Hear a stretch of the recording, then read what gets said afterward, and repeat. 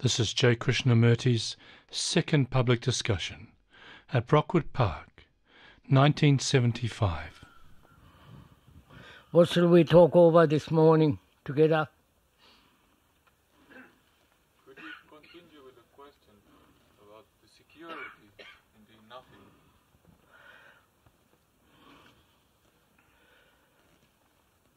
Yeah. You were going to speak on what is creation, and maybe you could say something about creative intelligence? Would you talk over what is creative intelligence? I had two questions. Is there any meaning to reincarnation and the quality or essence of the meditated mind? Is there any reality to the belief of reincarnation, in the belief of reincarnation? And what is the nature and quality of meditative mind? The difference between denial and suppression of habit. Denial and suppression of habit. It was said in this end that in order for the mind to function sanely, one must have basic security of food and shelter. This seems logical. But it seems that in order to try and find a way of having this security, one encounters the horrors and the difficulties and whatever, which makes things so hard and impossible sometimes. And what is the right action to do with that? I don't quite follow the question. How are we to live and have this, to be able to be, how are we to live and have this basic security without taking part in all the horrors that are involved? Do I understand rightly, or do we understand rightly, that you're asking what is the correct action in a world that's chaotic, insecure, where there is no security? One must have security, and what is one to do? Is that the question? Are you quite sure? I have a question which, when I ask myself, I always come up to a wall, because I say, I am the observer, and I would like to see the whole of the observer. I cannot see the whole of the observer because I can only see in fragments. So how is the observer to see the whole of the observer? It cannot, unless there is no observer. So how can the observer see the observer with no observer?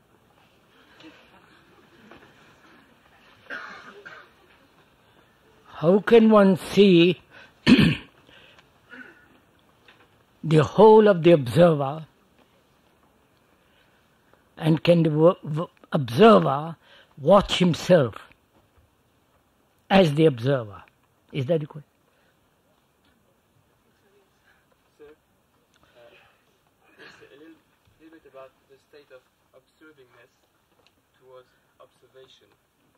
Now, when a situation occurs, what keeps one into the observingness, that is, the observer, different from what is observed?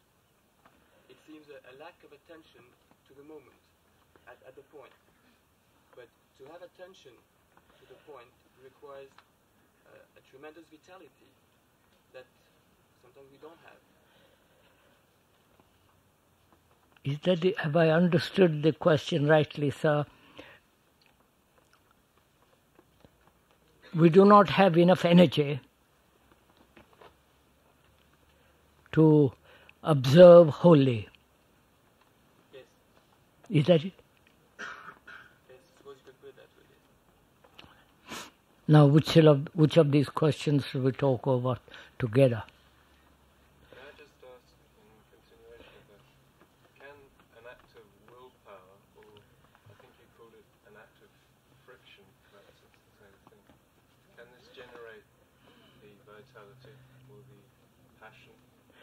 Can will generate that sufficient energy to see clearly? Would that be right? What happens to the brain and the process of thought during hypnosis? Why, in that particular case, words have such an impact in such a short time? And is hypnosis a way of looking at one's thoughts process?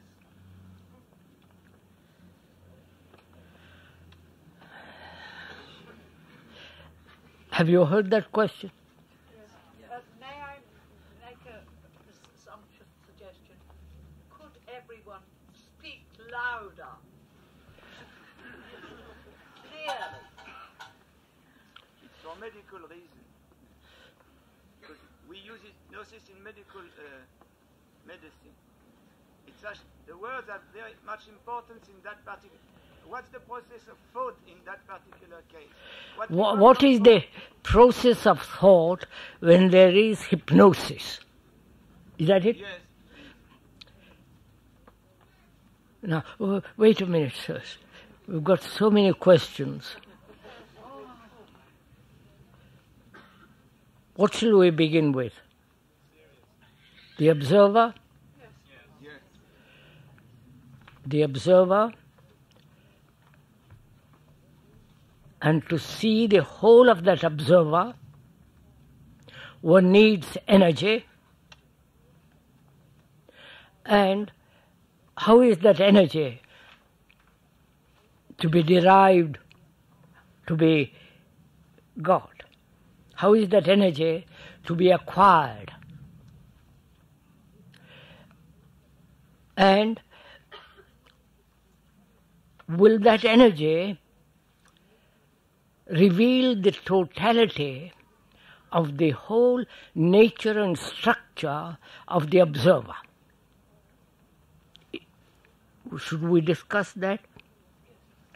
And what is the quality of the mind that has this meditative process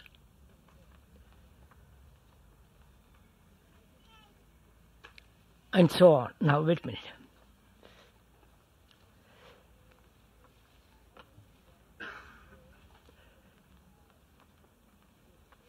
How is one to observe the whole of something psychologically? How is one to be aware of oneself totally? Can we begin with that? Shall we begin with that?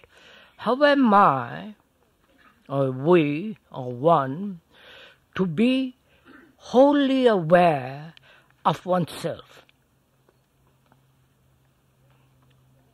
Surely one can only be aware of the totality if one loses oneself. One can only be? Be aware of the total unity of all life and the life energy in all life. Yeah. If one loses oneself. Yes, sir. How is one, you or I, to be aware of the totality of our consciousness with all its content, right? Would you like to discuss? That's what was proposed.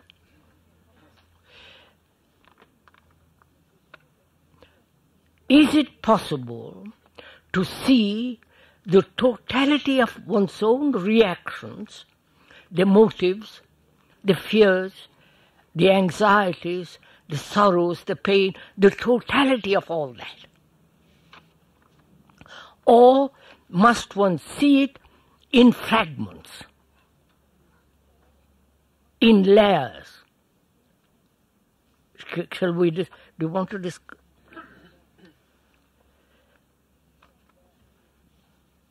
How is one to be aware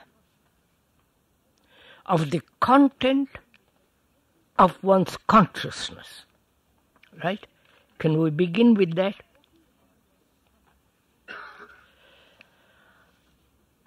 What is consciousness? What do you think is consciousness? Under hypnosis, as well as when one is not hypnotized. Most of us are hypnotized by words, by propaganda, by tradition, by all the things that we believe in, and so on. So we are hypnotized not only externally, by external influence, but also we have our own peculiar process of hypnotizing ourselves into believing something, or not believing, and so on, so on. All that. Can one see the totality of one's consciousness?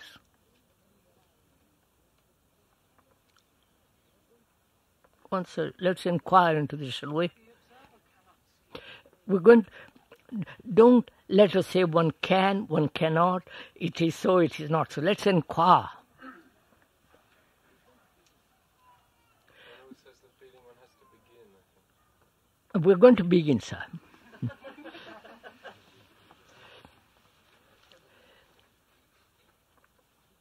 How shall I begin? From where shall I begin? To be aware of myself. Myself being all the beliefs, the dogmas, the conclusions, the fears, the anxieties, the pain, the sorrow, the fear, and the fear of death, fear of not, and so on. The whole of that. Where shall we begin to find out the content of this? You understand? You just asked, sir, what consciousness was. We are going into that. If one is going to observe, is it true that one has to stand outside the thing that one is observing? Madam, I'm asking, if I may, how shall I begin to inquire into the whole structure of myself? If I'm interested, if I'm serious, where shall I begin? But inquire who I am, that becomes intellectual, verbal. Would you please follow this? I can only know myself, I begin to know myself in my relationship to others, right? Let's face that fact. I cannot know myself in abstraction. It would be rather a vain process to say to myself, I'm going to learn about myself. And then I can imagine all kinds of fantasies, illusions, and so on. But whereas if I could observe what my reactions are in my relationship to another, then I begin to inquire. That's much closer, more accurate, and revealing. Can we do that?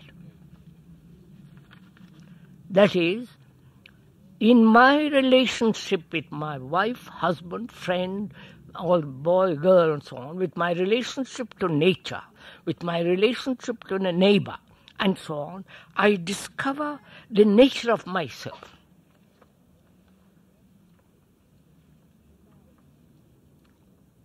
Can we, right? Please, this is a dialogue, not a talk by me. So how do I observe my reactions in my relationship with another? Each time I see something in a reaction about myself, it becomes knowledge, it becomes something retained. I wonder if we are aware what takes place in our relationship with another. You seem so, You all seem to be so vague about this matter. When I am very interested in some relationship, I notice that I can't really observe. When I'm getting angry in my relationship, I see immediately that I really can't observe what is going on. So you and I are related. Mettons. You and I are related. As friends or husband, wife or this or that. What is our relationship? What do we mean by relationship? When we seem to want something, then No, look at the words first, the meaning of the word. I like to compare myself with the other person. Now, so we are asking, if I may, the meaning of the word itself. Relationship. Huh?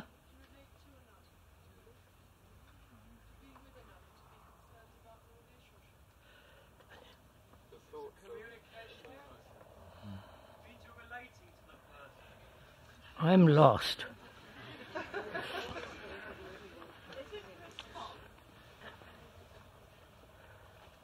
When I say I'm related to my wife or to my husband, father, son, neighbor, what does that mean? Care for the person. I care for the person. the whole human race is one of brothers. Oh, the love of peace. Attachment. I'd rather you told us.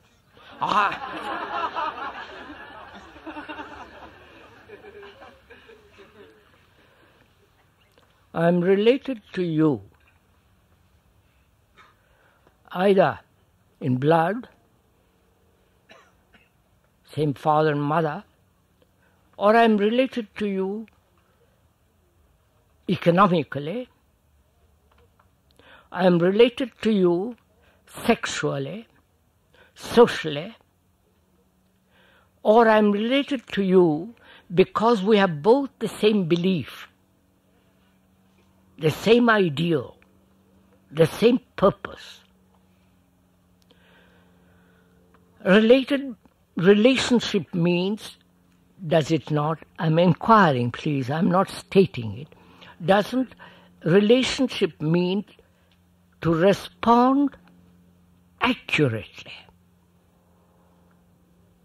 Doesn't that, to be related from the meaning in the dictionary, says to respond.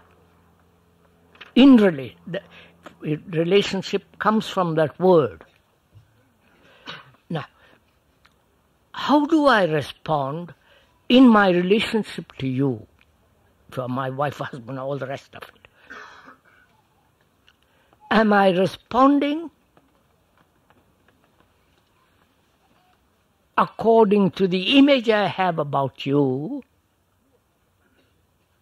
and you are responding according to the image you have about me?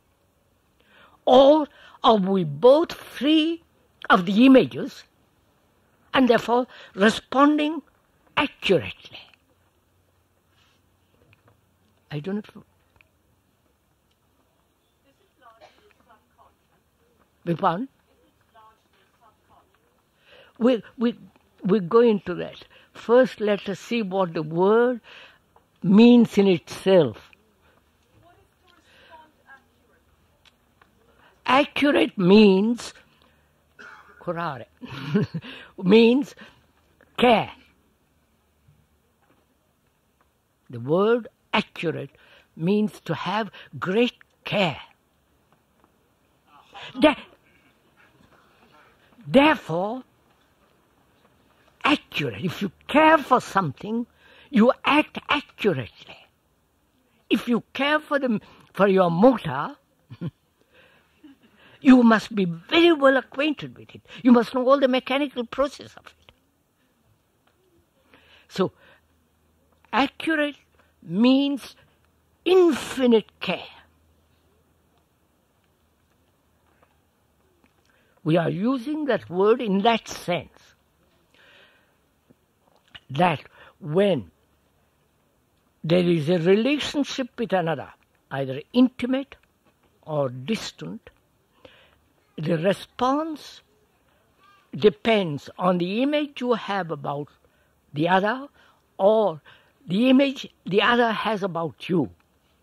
And when we act according to that image, that is, respond according to that image, it is inaccurate. It is not with complete care. Is that How normal is the love and hate relationship? Love and hate relationship.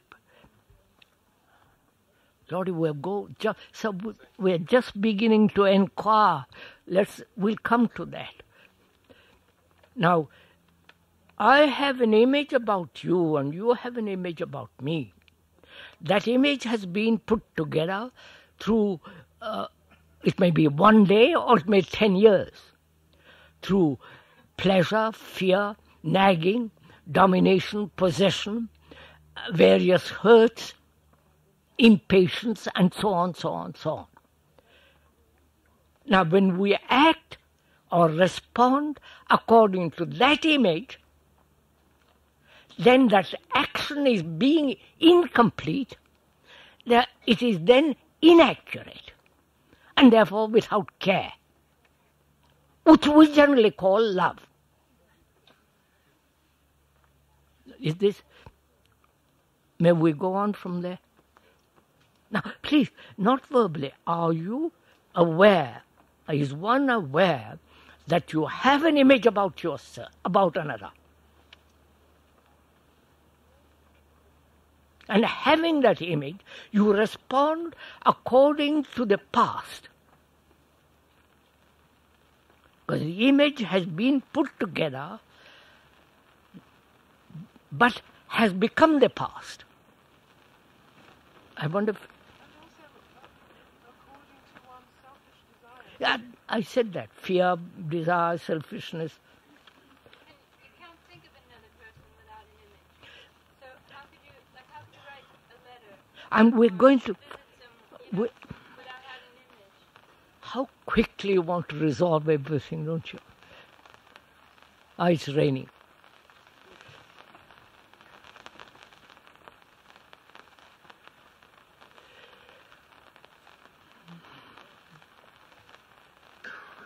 First of all, can we be aware that we have an image, not only about ourselves, but about another? The two images in relation. Huh? The images of the other and the relation with the image of yourself. So there is, you see what you're saying, there is a thing different from the image. No, that's not what I want. The image of the other is made from the image you have of yourself. That's what we said, sir.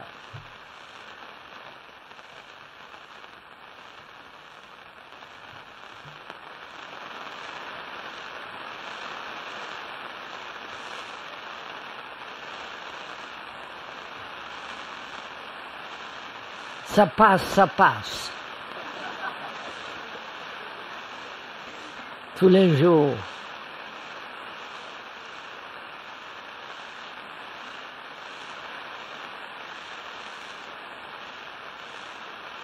Can anything practical help?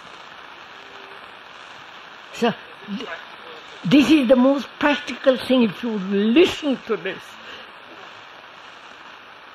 We want something practical. And the practical is to observe clearly what we are and act from there.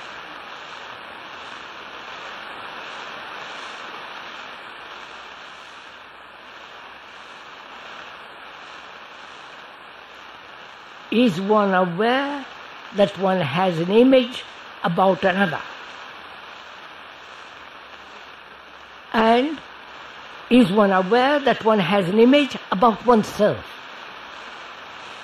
Are you aware of that? This is a simple thing. I injure you, I hurt you, and you naturally have an image about me. I give you pleasure,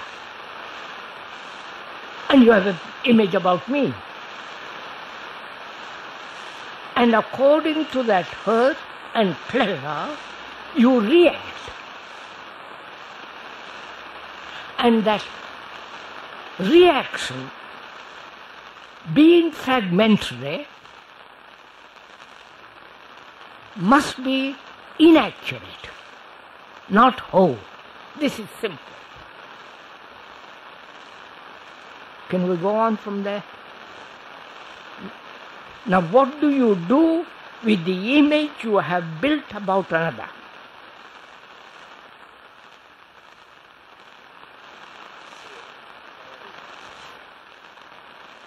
I am conscious, I am aware that I have an image about myself, and I have an image about you. So I've got two images. The one that I have about myself, and the other is about you. Am I conscious of this?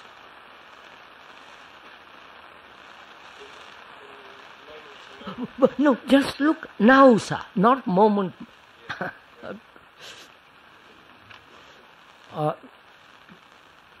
Now, if I have an image, why has this image been put together?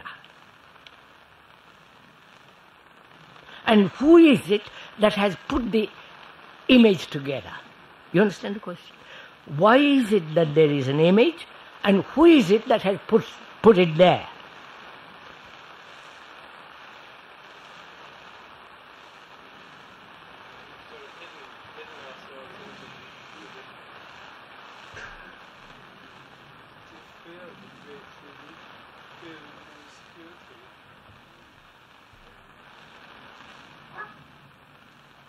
Who is the creator of these images? Let's begin with that. I have an image about you. How has that image been born? How has it come into being? Look at it.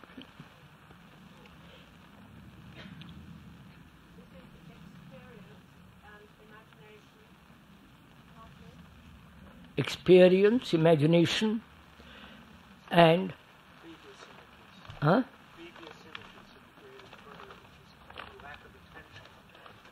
how has it come?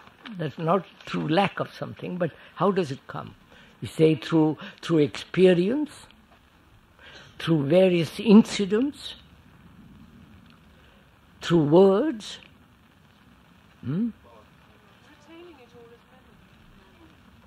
Which is all the movement of thought, isn't it?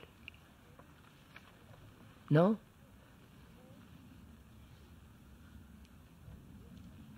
So thought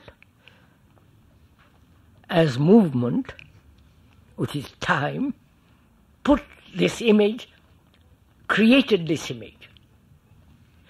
It does it because it wants to protect itself. Right?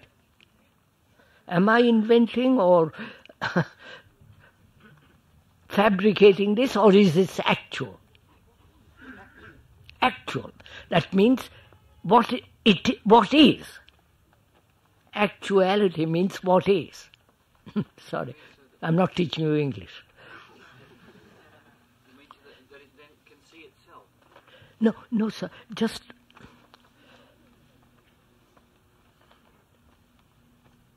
You have an image about me, haven't you? Wait, go slow.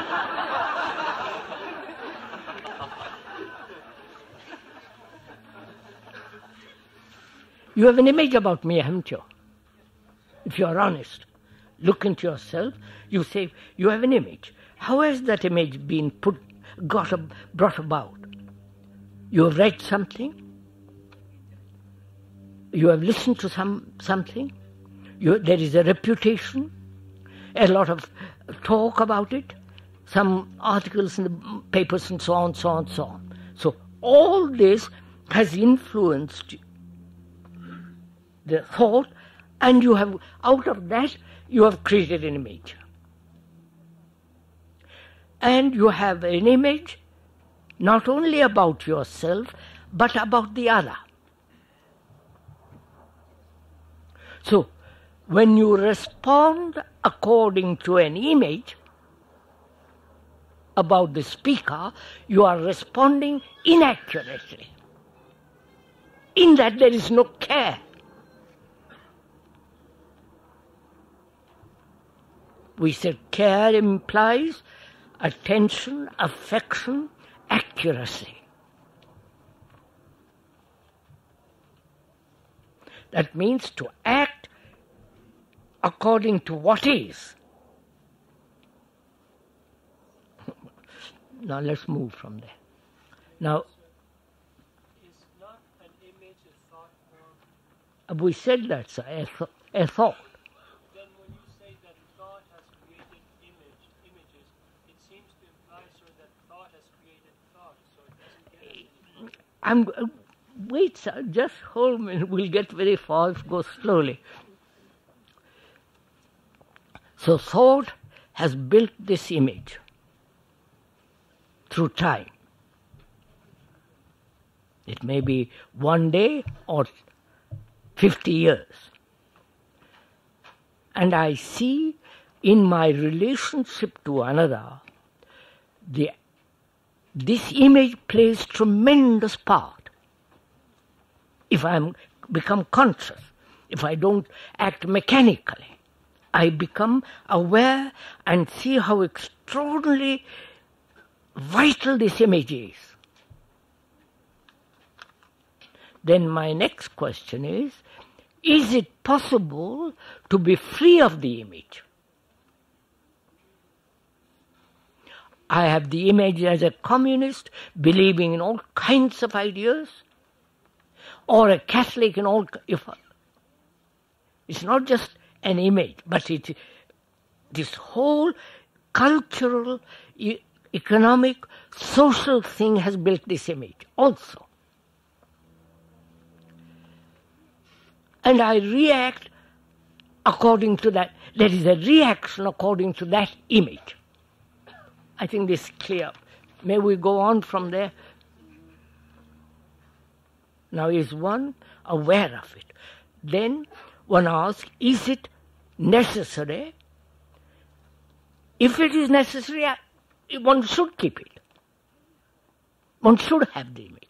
If it is not necessary, how is one to be free of it? Right? Now, is it necessary?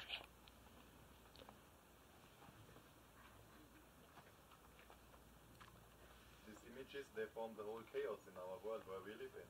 So we see it's not necessary. He says this whole image making is bringing about chaos in the world. The image as a Hindu, as a Buddhist, as a communist, as a Mao, as a Trotskyite, as a Catholic, as a Protestant, good God. You understand? Doesn't it imply making a lot of judgments? Are we making a lot of judgment? Doesn't the image, making an image, No. a lot of judgments? Yes, but we are asking a little more. We are asking whether it is necessary to have these images. No, and we can be free of it. Wait, is it necessary? First let us see. Then if it is not necessary, why do we keep it? I mean, I have a feeling, being what we are, we can hardly help it. we're going to find out whether it is possible to be free of this image and whether it's worthwhile to be free of the image and what does it mean to be free of the image. What's the relation with the chaos?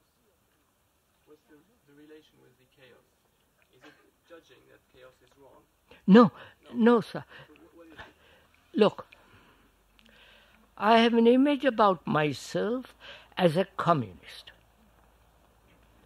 And I believe in Marx, his economic principles. I'm strongly committed to that. And I reject everything else. But you think differently, and you're committed to that. So there is a division between you and me. And that division invariably brings conflict. Wait, go slowly. I believe that I am an Indian, and I am committed to Indian nationalism, and you are committed to whatever you are, Muslim, and there is a division, and there is conflict. So, wait, sir, let me slowly. So there is, thought has created this division. Thought has created these images, these labels, these beliefs. And so there is contradiction, division, which brings conflict and therefore chaos. That's a fact. Now wait a minute. That's a fact. So if you think life is a process of infinite conflicts, never-ending conflict, then you must keep these images. I mean, what? I don't say it. We are asking it, sir. All our wars, I believe there have been 5,000 wars within the last 2,000 years. More, 5,000 years. And we have accepted that. To have our sons killed, the whole business. Because we have these images. And if we say that is not necessary, it is really tremendous danger to survival,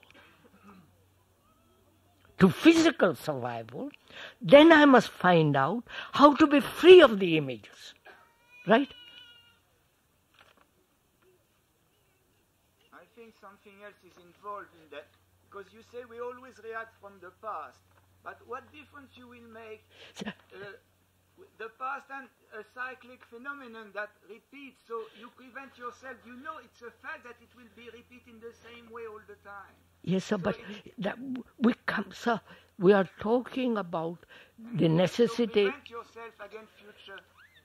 We are talking about the necessity of having an image or not having an image. If we are clear that these images are real danger, real destructive processes, then we want to get rid of them. But if we say, well, I'll keep my little image, and you keep your little image, then we are at each other's throat. So if we see very clearly that these images, labels, words are destroying human beings. Oh, wait, Anna.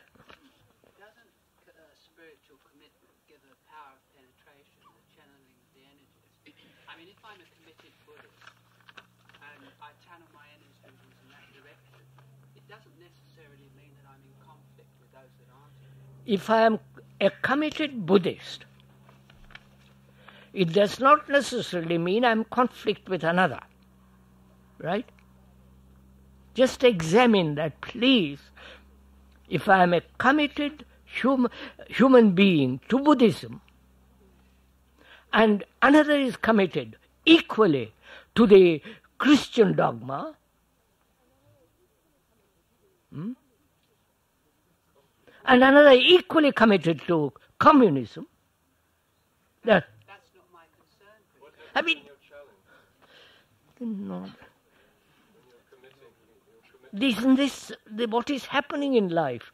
Don't say it's not my business if you're a communist. It is my business to see if we can live in security, in peace, in the world. We are human beings, supposed to be intelligent. Why should I be committed to anything? Because it gives a penetration of the energies, it gives a power of penetration. Oh, no. So let's go on. The danger which is around the fact. Yes. I think that we're moving away from that fact. What's that? I think that we're moving. Yes, that's all I'm saying. We're always moving away from the central fact. But are we doing that right now? When we say, is it necessary to have the image? No, but you may think it is necessary. People think it is necessary to be an Englishman, to be a German, to be a Hindu, follow, or a Catholic. They think it is important. They don't see the danger of it. Right, but some people think it is not important. Let's. Why don't you see the danger? Huh? Why don't you see the danger? Why don't I see the danger? Because I'm so heavily conditioned. It's so profitable. My job depends on it. I might not be able to marry my son to somebody else who is Catholic. That's all that stuff. You don't have to. So, the point is, if one sees the danger of these images, then how can the mind free itself from these images? That's the next question. Can we go on from there for the love?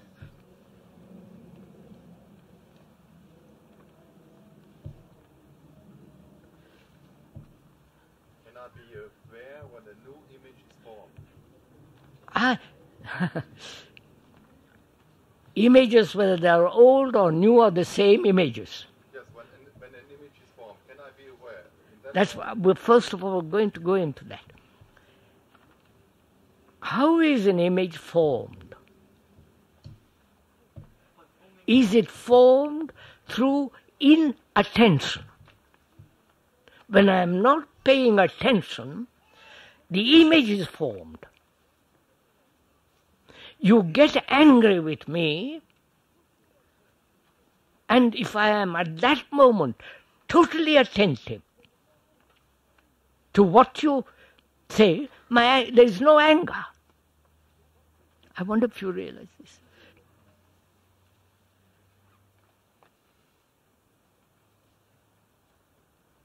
So the image and the image former must be the same in that case. Sir, look, keep it very simple. I say something that doesn't give you pleasure. You have an image instantly, haven't you? Now, at that moment, if you are completely aware, is there an image? It would mean that you're not trying to neutralize what's being said to you. That's right. Call it any way you say. Neutralize or liquidate or any word. And if you don't have that new image, all the other images are gone. Yeah. Therefore, that's the whole point, sir. Can one be attentive at the moment of listening? You understand? You are listening now. Can you be totally attentive?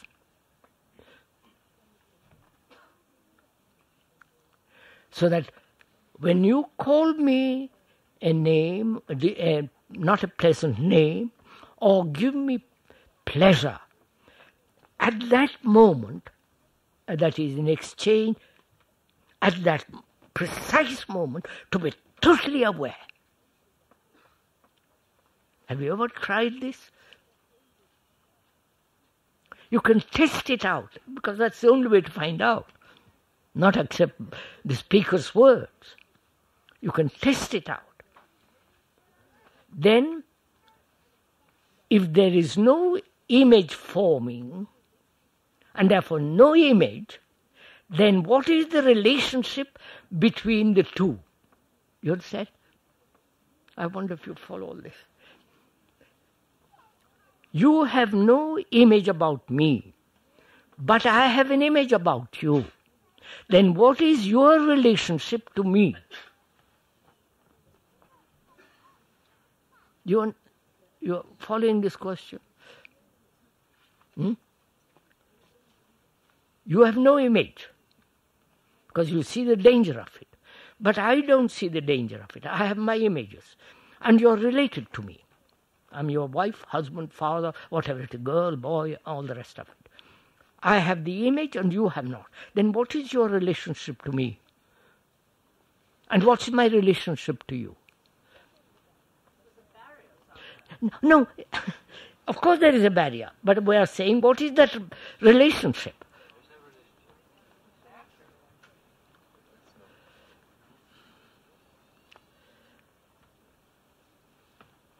You're my wife. My God. And I'm very ambitious, greedy, envious. I want to succeed in this world, make a lot of money, position, prestige. And you say, how absurd all that is. Don't be like that. Don't be silly. Don't be traditional. Don't be mechanical. That's just the old pattern being repeated. What happens between you and me? And we talk together about love. I go off to the office and where I'm brutal, ambitious, ruthless. And I come home and be very pleasant to you. Because I want to sleep with you. What is the relationship? No, is there any relationship at all? At last, for God's sake. And yet this is what we call love.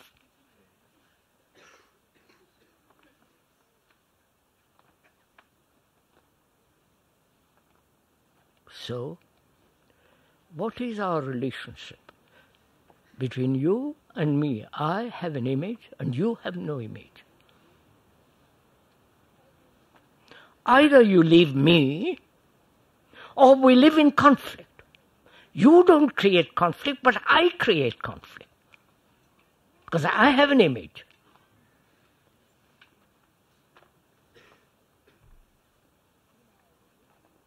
So is it possible in our relationship with each other to help each other to be free of images? You understand my question? I am related to you by some misfortune. Sexual demands, glands frightfully active, and so on, so on, so on. I am related to you. And you are free and I am not of the images. And therefore you carry infinitely. You follow? I wonder if you see that. To you it is tremendously important to be free of images. And I am your father, wife, husband, whatever it is. Then will you abandon me? And don't say no so easily.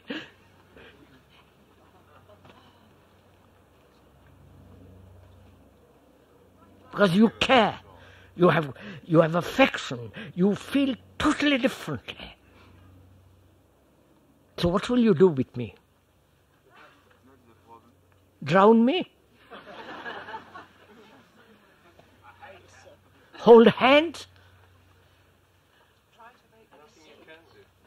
Huh? Why can't you do something with me? Do go into it, sir. Don't theorize about it. You are all in that position. Life is this. So it depends if a person's got the capacity to see what the truth of any matter is. This is the truth. You have none and I have. See through it all and don't take any notice of it. When I'm nagging you all the time? Oh, you people just play with words. You don't take actuality and look at it. Surely you have no image in yourself. You look at another person.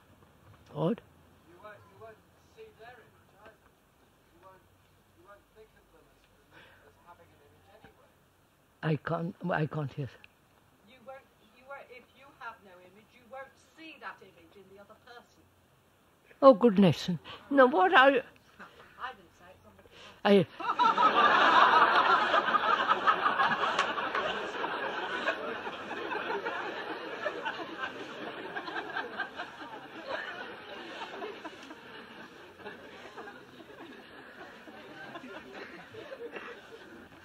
If I have no image, I see very clearly that you have an image.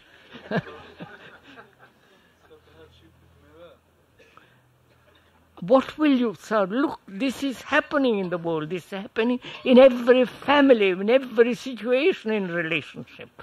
You have something free and I'm not. And the battle is between us. What, sir? Facing that situation every day. That's what I'm saying. What do you do? Just drop it and disappear, become a monk? Form a community? Go off to meditation and all the rest of it? Here is a tremendous problem. I tell you how I feel, first of all.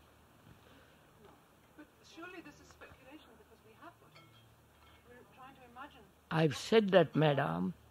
If you have no image, if you have an image and I have an image, then we live very peacefully. Because we're both blind and we don't care. That's the situation you are created for us because you want us to be free of the images. Of course I want you to be free of images because otherwise we're going to destroy the world. Of course we are agreed. No, but you create for us that situation. Maybe do what we are doing now here. Try to do two things together. Because the others don't have images. We are not creating this situation for you. It is there. Yes, I was. Look at it. All right, sir, I have an image about you. And I've had it for a long time. Let's say different kind of images. I've been trying to get rid of that image or images because I've felt that they have created problems for me. Now, every time I've tried to work it out with you, and I've been trying a couple of times, it hasn't helped. I'm going to show you I'll show you, sir, how to get rid of it. How to be free of images. I don't believe you. Don't believe me. I'm not asking. All the time you're sitting there talking. I am not asking you. Abstractions and abstractions. No, sir, you see.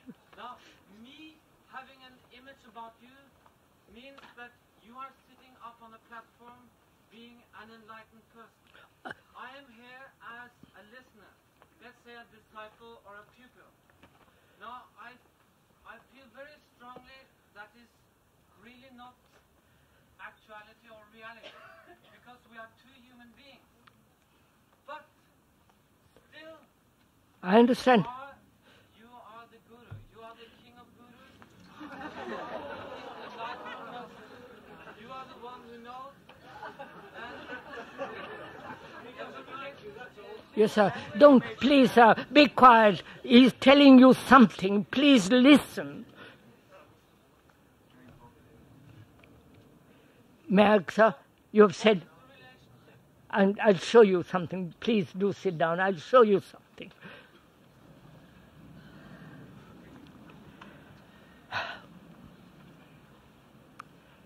If that image of the Guru has not created a problem, you would live with that Guru happily. Right? Yes. But it has created a problem. Whether it's the Guru, whether it's wife, husband, is the same thing. Now, how is one, or you who have got the image about the speaker as the supreme guru,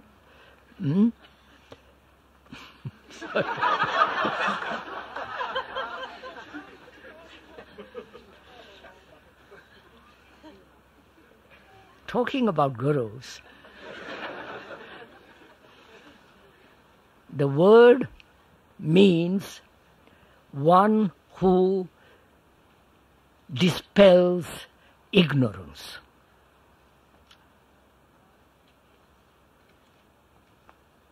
One who dispels the ignorance of another.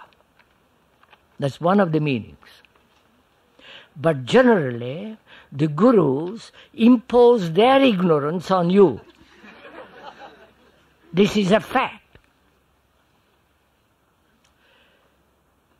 Now, we won't go into what the whole business of the gurus. You have an image about me as the guru, or you have an image about another as a Christian, and so on, so on, so on. First of all, if that pleases you, if that gives you satisfaction, you will hold it. Right? That's simple enough. If it causes trouble, then you say, my God, it's terrible to have this, and you move away and form another guru, another relationship which is pleasant, but it is the same image making. Right?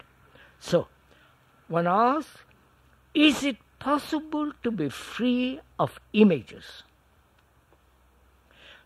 The speaker sits on the platform because it's convenient, because you can all see.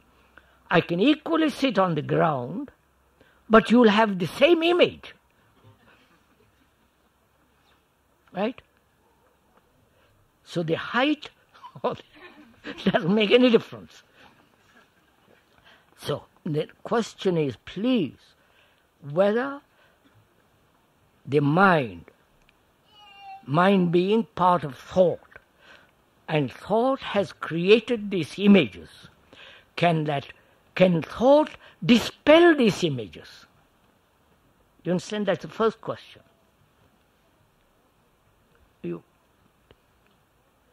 Thought has created it, and thought can dispel it because it's unsatisfactory, and create another image which will be satisfactory. This is what we do. I don't like that guru for various reasons, because he stinks. Or I don't like that guru, I go to another because he praises me, gives me a garland, say, my dear chap, you're the best disciple I have. And so on, so on, so on. So, thought has created this image. Can thought undo the image? Not if you're looking at intellectually. What?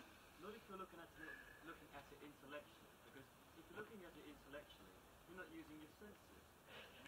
I'm asking that self first. Look at it. Can the intellection, dispel the image? No. Then what will? The thing that stands in you and the way you're talking about is merely self, the I. It's the overcoming of that. No, sir. I know, but I don't want to go into the much more complex problem of the I. You're saying the image, in fact. Huh? You mean, presumably, the image is what he means by the I? Of course, of course.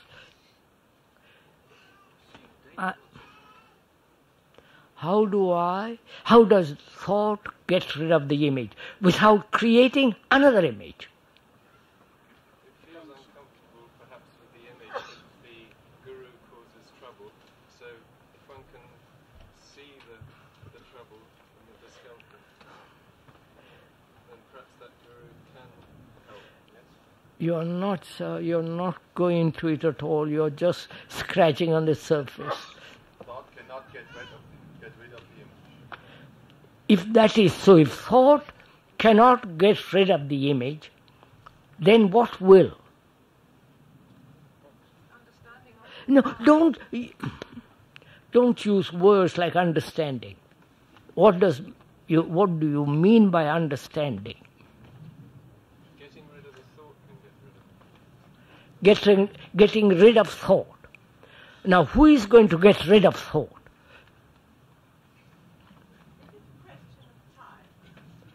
Is, Could it be a question that our images are all based in the past, whereas we thinking of now? yes. How am I? Either all the images are in the past. Why can't I drop all that and live in now? Right? Yes.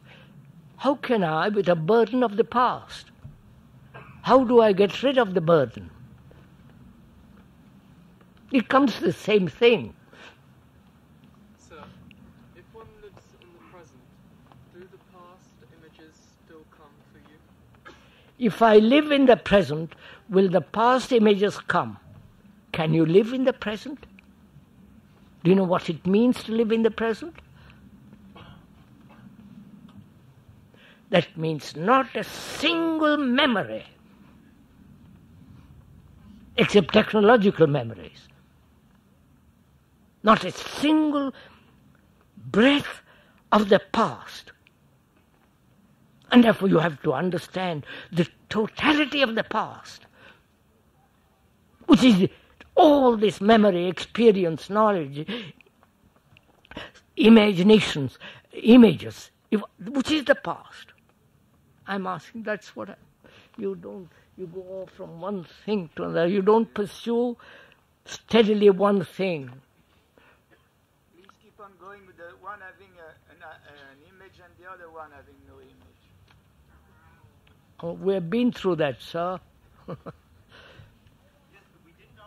I'll answer it, all right, if you want it. You have an image, you have no image, and I have an image. I want you to be the richest man. I want you to be etc., etc. I've got an image, and you haven't. And I live with you. What happens? Aren't we eternally at war with each other? No? What?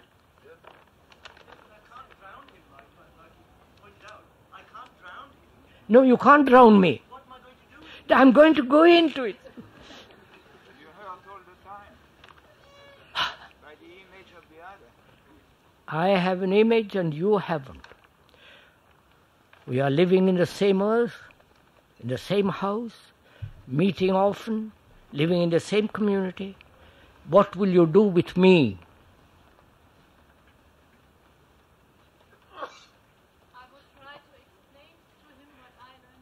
Yes, you have explained it to me, but I like my image.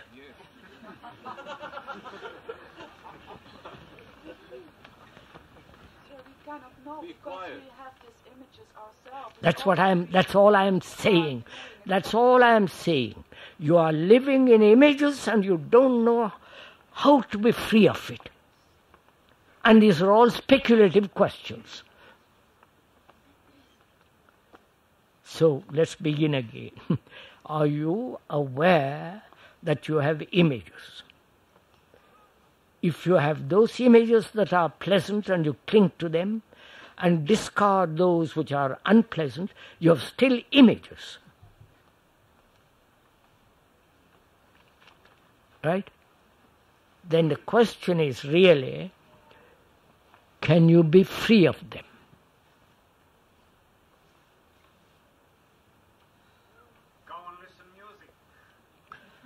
Go and listen to music. The moment that music stops, you are back to your images. It's also childish. Take drugs. That also creates various images. Where's the division between wanting to hold on to the image and wanting to let go? Wanting to hold on to images and let them go. What is the line, the division?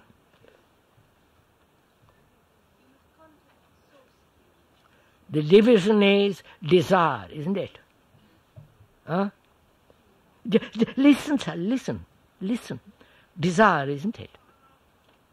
I don't like that image, I'm going to let it go. But I like this image, I'm going to hold on to it. So it is desire, isn't it? I feel there's a pleasure motive even in coming to listen to them. Of course. You go off to some, you don't stick to one thing, sir. If I have get no image, should other have get no image at all? Huh? If I have get no image, should other have no image at all? What's that? I live without image, should other have no image at all? If I have no image, the other person has no image at all. How inaccurate that is. Huh? Because I am blind, therefore you are also blind. Don't, please, this is so illogical. Do think clear. Let's go into this. We go back and too bad.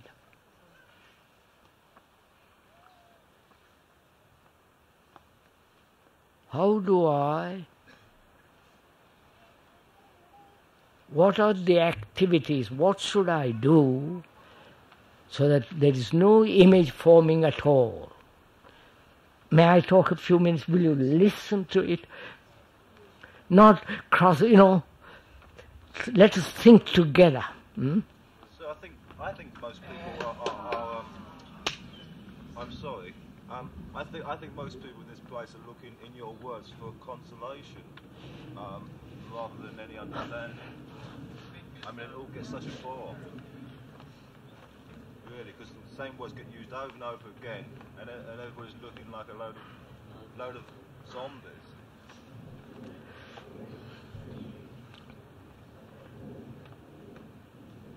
I am aware that I have images. Aware being, I'm conscious. I know. There's no question of it. I know I have images. Right? I'm an Englishman, Dutchman, or a Hindu, a Buddhist, Catholic, Communist, all the rest of it. I have an image about myself, and I have an image about you. That's very clear. If I am satisfied with both you and I have the same image, then we are satisfied. That is, if you think as I think, you like to be ambitious, I like to be ambitious, then we are both in the same boat, we won't quarrel. We accept it. And we live together, work together, be ruthlessly ambitious. But if you are free of the image of ambition and all the rest of it, and I am not, the trouble begins.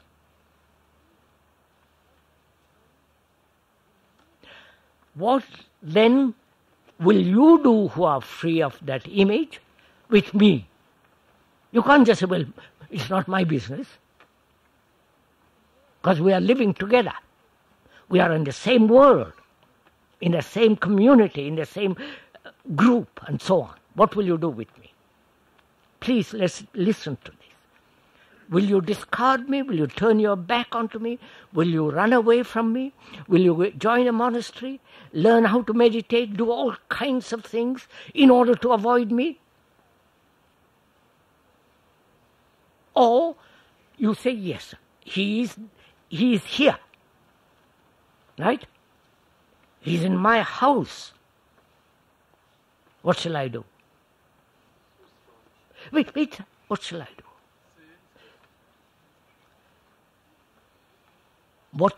What will he do with regard to me who has an image?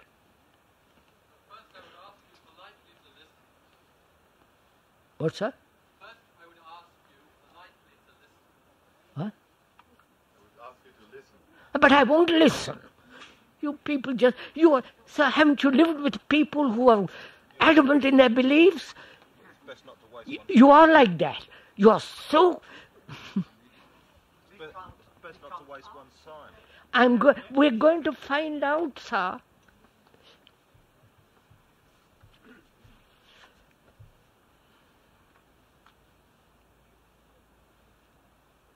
You see, this is really a hypothetical question, because you have got images, and you live in those images, and the other person lives in those images. That's our difficulty. Suppose I have no images, and I haven't. I've worked at this for 50 years. So I have no image about myself or about you. What is our relationship? I say, please listen to me. But you won't. I say, please pay attention, which means care. To attend means infinite care. Will you listen to me that way? That means you really want to learn, right? Learn. Not from me, but learn about yourself. That means you must infinitely care about yourself. Not selfishly. Care to learn about yourself. Right? Not according to me, or to Freud, or to Jung, or to some latest psychologist. Learn about yourself. That means watch yourself. And you can only do that in your relationship with each other. When you say, you sitting on that platform, you have gradually assumed, at least in my eyes, a position of authority. You have become my guru. And I say to you, my friend, just listen. I'm not your guru. I won't be a guru to anybody. It is monstrous to be a guru. Therefore it means, please, are you listening when I say this? Or you say, I can't listen to you because my mind is wandering. You follow all this? So, when you listen with care, with affection, with attention. Then you begin to learn about yourself as actually as you are. Then from there we can move, we can go forward. But if you don't do that, keep on repeating, oh, I have got my image, I don't know how to get rid of it, and so on, then we don't move any further. Right? Now, you have an image with regard to sex that you must have a girl or a boy. You must be a Christian. You follow? It is so conditioned. We are. Now I say to you, please listen. Are you aware that you are conditioned? Aware. Don't choose parts of the conditioning. Right? Totally aware of your whole conditioning. One will explain what it means to be totally aware of one's conditioning. Not only at the conscious level, but the deeper levels. Right? We are conditioned much more at the deeper levels than at the superficial levels. Right? Is that clear? One is conditioned very deeply and superficially less. Now, can the mind, are you listening? Listening with your heart, not with your little mind, with your heart, with your whole of your being. Then, how does one, is it possible to be totally aware of all this? The whole of consciousness. You follow?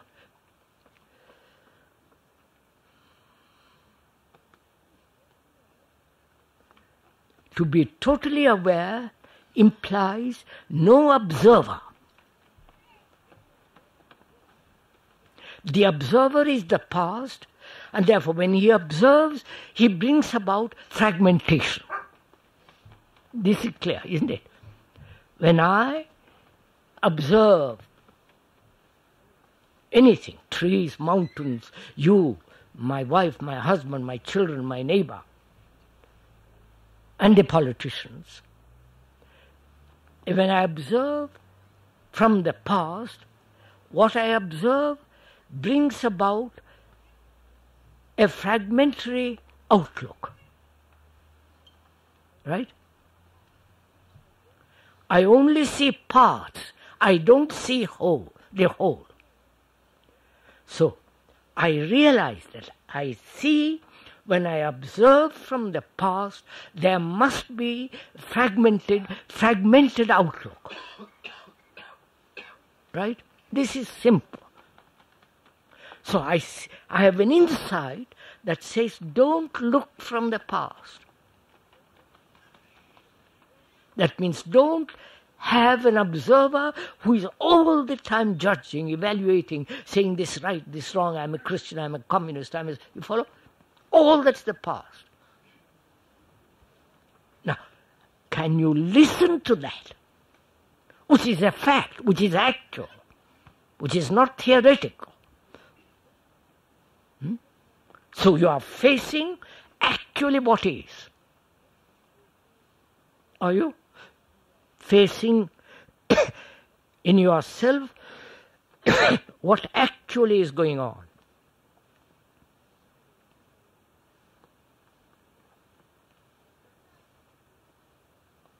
And can you observe another without the past, without all the accumulated memory, insults, hurts, so that you can look at another with clear eyes?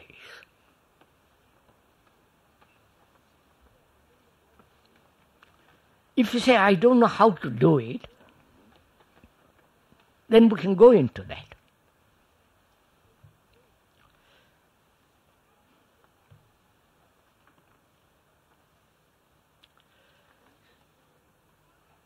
As we said, any form of authority in this matter is the reaction of submission to somebody who says he knows. That's your image. The professor, the teacher, knows mathematics. I don't. So I learn from him. So gradually he becomes my authority. He knows I don't know. Mathematics, geography, history, and all the rest of it. But here, psychologically, I think I don't know how to approach myself, how to learn about it. Therefore, I look to another, the same process. But the other is equally ignorant as me, because he doesn't know himself. He's a traditional bound. He accepts obedience. He becomes the authority. He says he knows. My dear chap, you don't know. Become my disciple and I will tell you. The same process. But it is not the same process psychologically. Psychologically, The Guru is me. I wonder if you see that. He's as ignorant as myself. He's got a lot of Sanskrit words, a lot of ideas, superstitions, and I'm so gullible I accept him. Here we say there is no authority, no Guru. You have to learn about yourself. And to learn about yourself, watch yourself. How you behave with another. How you follow. Then you find that you have an image about yourself. A tremendous image. And you see, these images create great harm. They break up the world, right? The Krishna conscious group, the transcendental muck group, and some other group. You follow?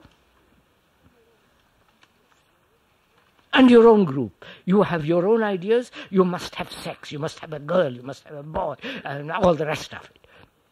Change the girls, change the boys every week. And you live like that. And you don't see the tremendous danger and wastage of life. Right? Can we move from there?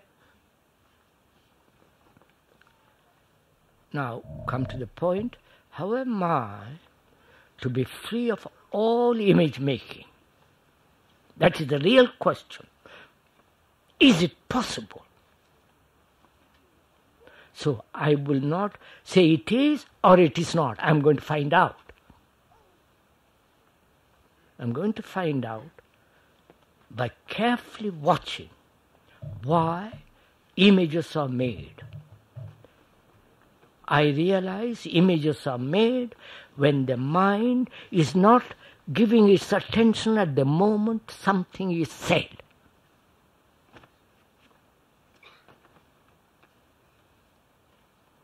Right? At the moment of something that is said that gives pleasure, something that is said which brings about displeasure. To be aware at that moment, not afterwards. But we become aware afterwards. And say, my God, I must pay attention. Terrible.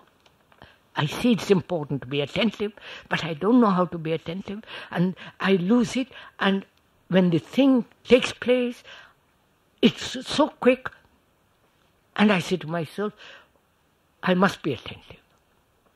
So, I beat myself into being attentive. Right? I wonder if you see this. And therefore I'm never attentive. So I say to myself, I am not attentive at the moment something is said which gives pleasure or pain. And I see why. And I see that I am inattentive. You understand? I wonder if you see this. I have found that my whole mind makeup is inattentive to the birds, to nature, to every. I'm inattentive. When I walk, when I eat, when I speak, I'm inattentive. So I say to myself, I am not going to be concerned with attention, but pay attention to inattention. You understand what I mean? I wonder if you, please, do you get this? Yes. I am not going to be concerned with being attentive, but I am going to see what is inattention. And I am watching inattention. You understand? And I see I am inattentive most of the time.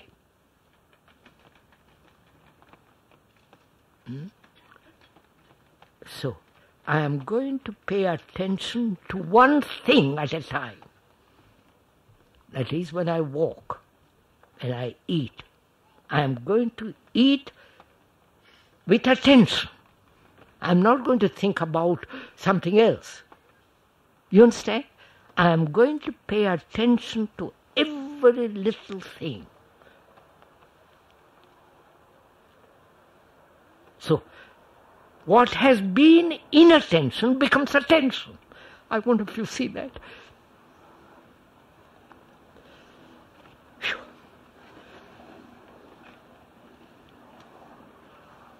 By fragmentation you mean choice? No. Fragment means breaking up, broken up. I mean by fragmentation you mean choice? No, sir. Fragmented. Huh? Frammentare. Fragment. Sir, is not thought fragment, a fragment? Or is thought the whole?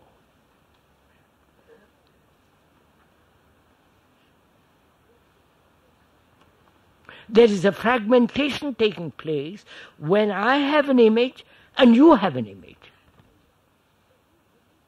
In that relationship, that relationship is broken up, fragmented. It is not whole. Well, so, I am now paying, watching, inattention.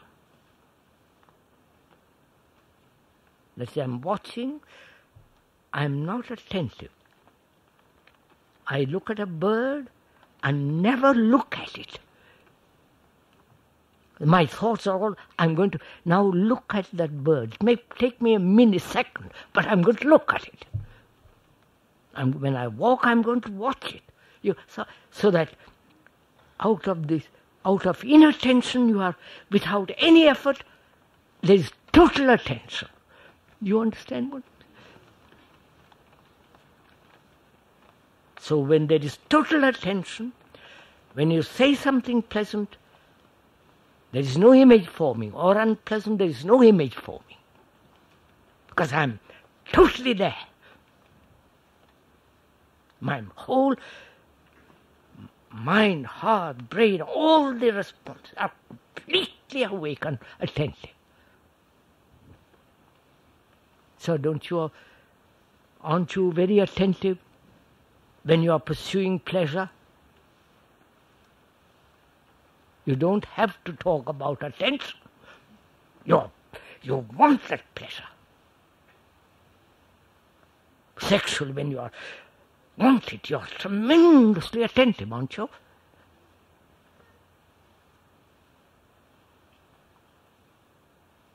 And attention implies a mind that is completely awake, which means it doesn't demand challenge.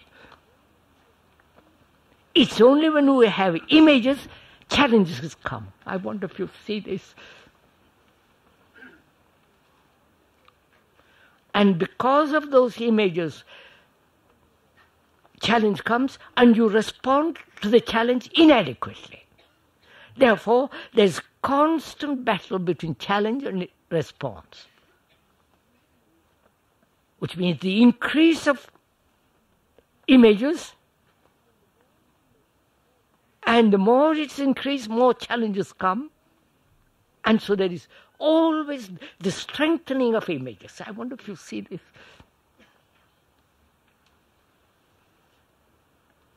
Haven't you noticed people who, when they are challenged about their Catholicism or whatever it is, they become more strong in their